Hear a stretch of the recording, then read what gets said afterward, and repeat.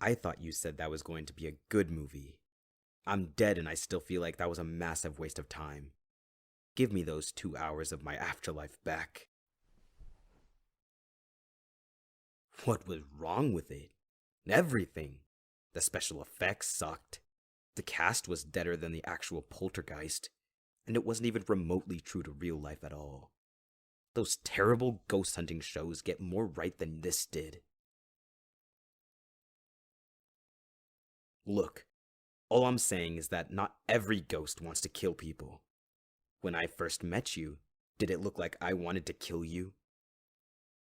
Okay, maybe a little. But I was kind of justified given that you were trespassing on my property.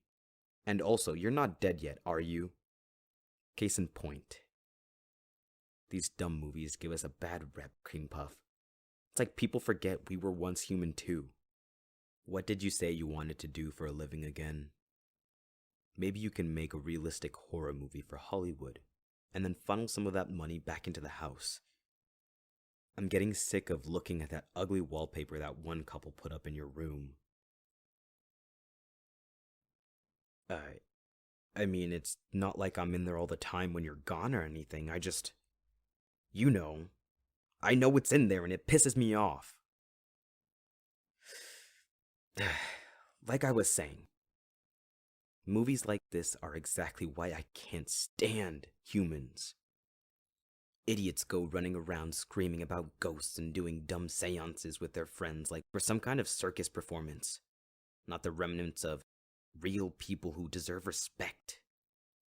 People are completely ignorant of our full ability. It's maddening. What can I do? Creampuff, what a silly question. I can do all the things you could imagine, and more. Oh, are you telling me I couldn't scare you with that? I think I let you get too used to me. Lucky for you, that's not all I can do.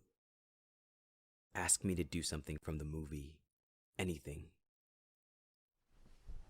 Possess people? Yeah, I can do that. It's been so long since I last possessed someone, though.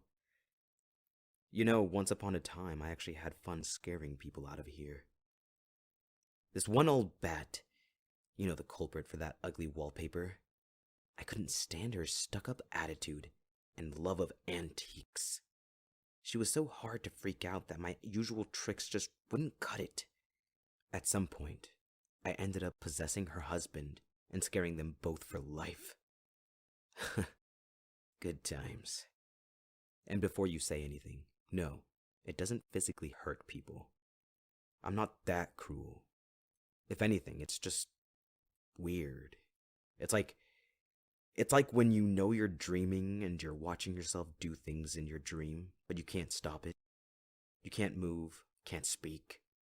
You can only think, and the only one who can hear you is the one who possesses you. It's restrictive and intimate, which is why it's always a last resort. Whoa, whoa, whoa, whoa.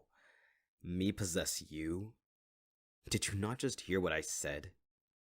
What part of any of that sounds appealing to you? May I once again emphasize how utterly powerless you'll be at my mercy. You'd really allow me to control your every word and move. Oh, you trust me, do you? You're crazier than I thought, Creampuff. I'd ask where your sense of self-preservation went, but we both know you threw that out the window the day you decided to stay with me. Here, with me, I mean. All right, just this once. I will indulge your meddlesome curiosity. Don't get too excited. I can see the sparkle in your eyes. Now listen closely. I'm going to touch you, and then you're going to feel lightheaded, almost like you're going to pass out. Don't fight it. It will feel incredibly unnatural. So don't go screaming your head off, or you'll give both me and you a headache. Once you allow me in, I'll take full control of your body from there. Just don't Don't be scared. I won't hurt you, so just don't be stupid. I'm ready when you are. Okay. Come here. Hey, you all right there, Creampuff? Don't be spooked by the echo. You're hearing my thoughts. It'll go away when I start speaking. You also might feel a little cold, but it's just a phantom feeling. Want to see yourself in the mirror?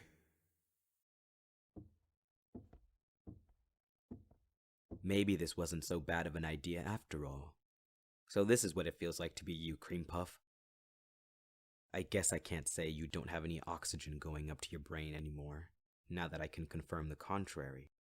Maybe. Does it feel weird to see yourself moving without trying? What do you feel like for me? You feel kind of pleasant for me, I guess. Plus, you're not screaming bloody murder, which is always a good thing. Your cheeks are kind of soft, too. Stiflingly warm, as you usually are. I can't remember my skin ever feeling this way when I was alive. And here we have your ears that conveniently never hear me when I need them to, but hear everything when I don't. Or your shoulders that you never wear a jacket over and always end up frozen when you come home. Seriously. It's like you have an early death wish. You'd think by now you'd have a better aversion to the cold while living with someone like me. Now that I can see through your eyes, I suddenly feel really sorry for you. I bet I'd have just as hard of a time staying steady on my own 2 feet if my vision was this bad. Trying to pinch me, Creampuff. I can feel you messing with your hand. It's not going to work, but nice try. Even if you succeed, it would still end up hurting you. Then there's your lips. I still remember when we first met how blue they went from me standing so close to you. God, I forget how fragile you humans are sometimes. At least now they aren't changing color. They're just the same shade of pink that's constantly talking back and always saying something that ends up getting you in trouble. Or mumbling dumb stuff in your sleep. Or going into annoyingly great detail about your day. Or that new thing you're into. Gnawing them raw when you don't understand something. Or just out of boredom. Laughing too loud on the phone with others when I'm right around the corner. Smiling at your phone camera for pictures that could never amount to the real thing. Saying my name. Like we're friends. Like I mean something to you. Leaning in so close that I can never focus on what you're saying when your lips are that close to mine. Shit. We're done here. Brace yourself. Easy there, Creampuff. Don't go falling and splitting your head open like the massive klutz you are. I'd rather not be stuck in the afterlife with you just yet. And you'd better be satisfied now. You got what you wanted. I hope you had fun while it lasted, because it's not happening again. And whatever you think you heard me thinking a second ago, don't get ahead of yourself. Were you not listening to me? I said, don't get ahead of yourself. I didn't want to kiss you. I was just stating facts. I couldn't care less about what your lips are and aren't doing to me. I mean, not me specifically. Are you laughing at me right now? I am not embarrassed. I have nothing to be embarrassed about. If anything, you should be embarrassed that... You know what? Since you think this is so funny, I'll make it hilarious. You better start running, Creampuff, because when I catch you, you won't be laughing anymore. What? No! For the last time, I'm not trying to kiss you.